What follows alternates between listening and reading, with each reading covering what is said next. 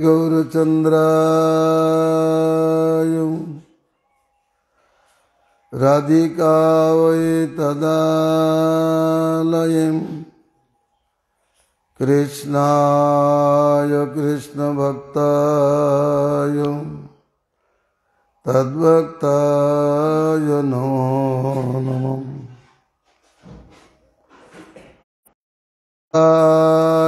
नमस्कृत्य नरं चैव नरोत्तमं देवीं सरस्वतीं व्यासं ततो जयमुदीरये। মঙ্গলবাচী অত ও জয়।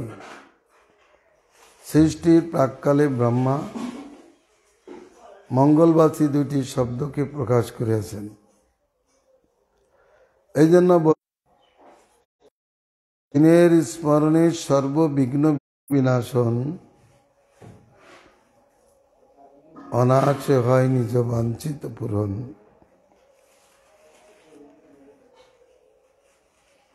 অতএব গুরু বৈষ্ণব ভগবানকে স্মরণ করা না করিবেন। জয়মতীর এক শব্দের অর্থ হল, এখানে ভাগবতী হচ্ছে জয়স্বরূপ, শ্রীমৎ ভাগবতী হচ্ছে জয়স্বরূপ। শ্রীমৎ ভাগবত কথা শ্রবণ কীর্তন করলে ভগবত ধামে বিজয় হয়।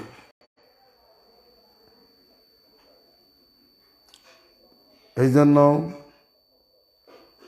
শ্রীমৎ ভাগবতী শাস্ত্রে উচ্চারণ করবে, শাস্ত্রকর্তাদের আরাধ্য দেবতাকে নমস্কার করি।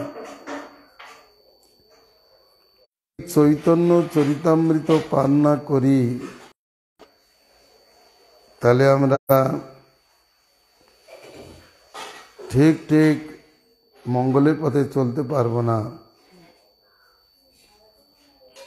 অচৈতন্য জগতের লোক যদি চৈতন্যকে ঈশ্বর বলে না মানতে পারে, চৈতন্যম ঈশ্বরং,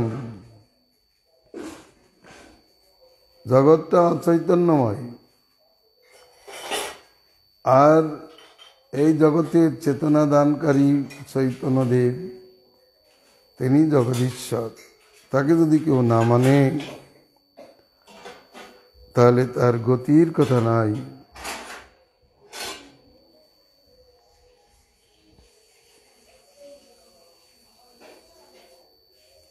শাস্ত্রে বলেছেন, বৈকুণ্ঠার চৈতন্যদেবের ভক্তের মহিমা এই প্রকারের যে ভক্তগণ কৃষ্ণ প্রেমে উন্মত্ত হয়ে যখন নৃত্যাদি করতে থাকেন, দেবতাগণ তাদের ভাববিলাস দর্শন করে রোমাঞ্চিত, নিজেকে ধন্য করে না। যার কপাল অত্যন্ত মন্দ, সে চৈতন্যকে ভজন করে না। ওহো, যিনি অকাতরে যে সব সার বস্তু প্রকাশ করেছেন,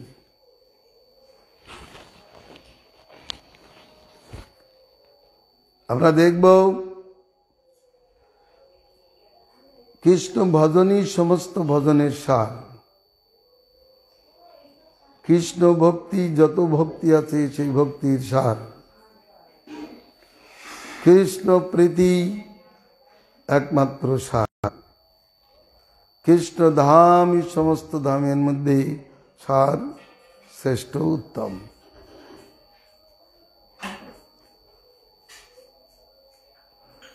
সাধ্য সাধন তত্ত্ব নির্ণয়ে সার বস্তু না, তারা বিষয়বোধী, বিষ্টাবোধী, অন্য বিষয়ে মতি করে।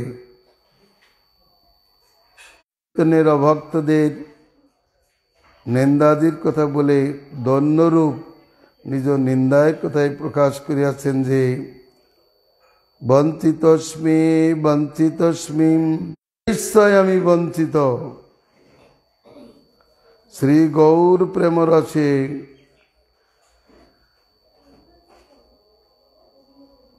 শ্রী গৌর প্রেম রসার্ণবে অখিল বিশ্ব মগ্ন হলো, কিন্তু হাই তাহাতে আমার স্পর্শ হইল না। আমার কপাল মন্দ বলে গৌরের প্রেম রস, প্রেম বন্যা আমাকে স্পর্শ করল না। এর থেকে বঞ্চনা আর কি হতে পারে? জগতের সকলে ধন্য হলো, একা আমি বঞ্চিত রইলাম। আমি কুলধনে উন্মত্ত হয়ে, অন্য বিষয়ে উন্মত্ত হয়ে, অন্য আরাধ্যের উপাসনায় মত্ত হয়ে বিচার না করে, কিন্তু প্রকৃতপক্ষে বঞ্চনা কোথায় আছে? হরিভজন না করিলেই বঞ্চনা হয়, করা হয়। নিজের পবিত্র আত্মাকে বঞ্চিত করা হয়। উত্তম বস্তু থেকে দূরে রাখা মানেই তাকে বঞ্চনা করা হয়। ভগবান অর্জুন যেমন বলেছেন, বঞ্চিতস্মি মহারাজ। যুধিষ্ঠির মহারাজকে বলছেন, মহারাজ আমি সেই করুণা সিন্ধু মাধব কর্তৃক বঞ্চিত হয়েছি, তিনি আমাকে ছেড়ে চলে গেছেন, এই জগতে আর নাই।